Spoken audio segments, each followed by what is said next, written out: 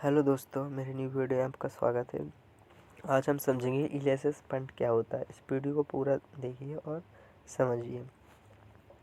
बेहतर रिटर्न और टैक्स छूट के लिए ईएलएसएस फंड में निवेश करने के लिए 1 साल का जो रिटर्न मिला वो 59% तक आया है। इसमें 3 साल का लॉक इन पीरियड रहता है। वित्तीय वर्ष 2023-24 का आखिरी महीना शुरू हो चुका है और इसको ख़त्म होने में महज 24 दिन बचे। ऐसे में अगर आप अभी तक टैक्स सेविंग प्लानिंग नहीं की है तो अभी भी इसके लिए निवेश कर सकते हैं। अगर आप टैक्स बचाने के साथ निवेश पर अच्छा रिटर्न चाहते हैं, इक्विटी लिक्विड सेविंग स्कीम यानी ईएलएसएस फंड में निवेश करने का ऑप्शन चूज़ कर सकते हैं। Association of mutual funds in India AMFI की ऑफिशियल वेबसाइट के अनुसार जो ईएलएसएस कैटेगरी के म्यूचुअल फंड ने 1 साल में जो 58 तक का रिटर्न दिया है। आइए अब समझें।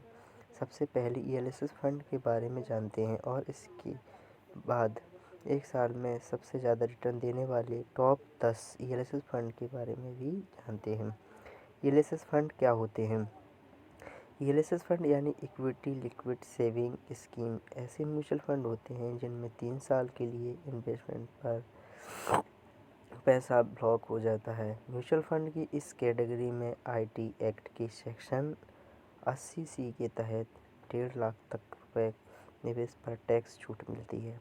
हालांकि शेयर मार्केट में होने के चलते इसमें एफडी या एनएसएस जैसी स्मॉल सेविंग की तुलना में इसमें ज़्यादा जोखिम होता है।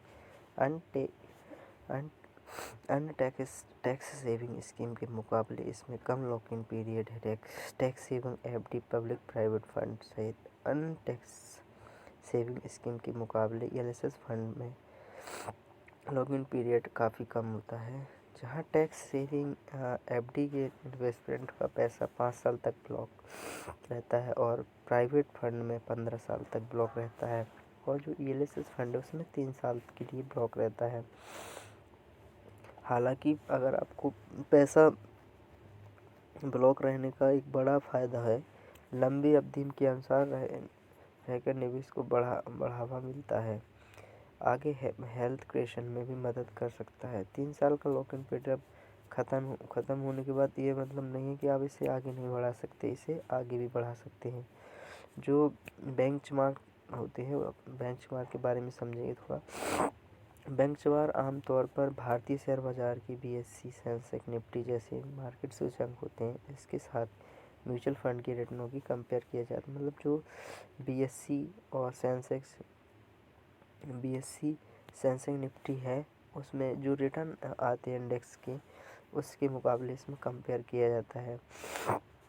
इसको एक एग्जांपल से समझते हैं। अगर आपके पास किसी खास म्यूचुअल फंड के किसी भी खास समय के दौरान 59% रिटर्न दिया है और एक बेंचमार्क ने 70% रिटर्न दिया है, तो अब इसका मतलब ये समझेंगे कि जो म्यूचुअल फंड जितना ज़्यादा रिटर्न देता है उसका परफॉर्मेंस उतना अच्छा होता है और जितना बेंचमार्क की कम तुलना में देता है उतना कम रिटर्न होता है।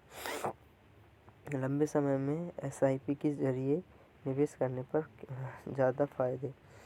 अन्य इक्विटी फंड के तहत इस कैटेगरी के फंड में भी निवेश लंबे समय से ज़्यादा फायदेमंद साबित होते हैं। इसकी वजह यह है कि इक्विटी फंड लंबे समय तक एसआईपी करने से शेयर बाजार में जो उतार चढ़ाव होते हैं वो उनको निचले स्तर या ऊंचे स्तर तक एक औसत रिटर्न बनता है और साथ में से कंपाउंडिंग का भी फायदा मिलता है।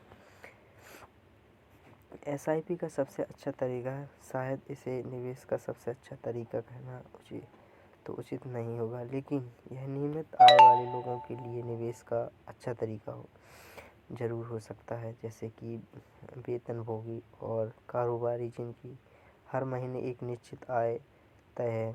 जैसे एसआईपी से निवेश जेब पर भारी नहीं पड़ता है। छोटे छोटे राशि लगातार निवेश करने से लंबे समय में एक अच्छी खासी रकम जुटाई जा सकती है। तो ये है ईएलएसएस फंड। जो हमने टॉप फंड्स बताए थे तो उसकी लिस्ट हम देखेंगे। जो सबसे पहला फंड है अपना SBI long term equity fund, इसने दिए 50% 98। और जो बेंचमार्क वाले ने रिटर्न दिए 379.5%। क्वाइट LSS फंड जिसने दिए 58%। इसी तरह से इसमें बहुत सारे HDFC LSS टैक्स फंड है। ये कोई रिकमेंडेशन नहीं है।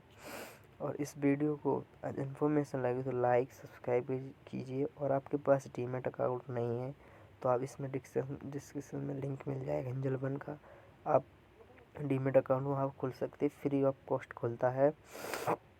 वीडियो को लाइक और सब्सक्राइब कीजिए। और ये अपने जो भी अब निवेश करें वो अपने सलाहकार एडवाइज़र से पूछ के ही करें। Thank you for watching. Video कैसी लगी कमेंट में ज़रूर बताएं।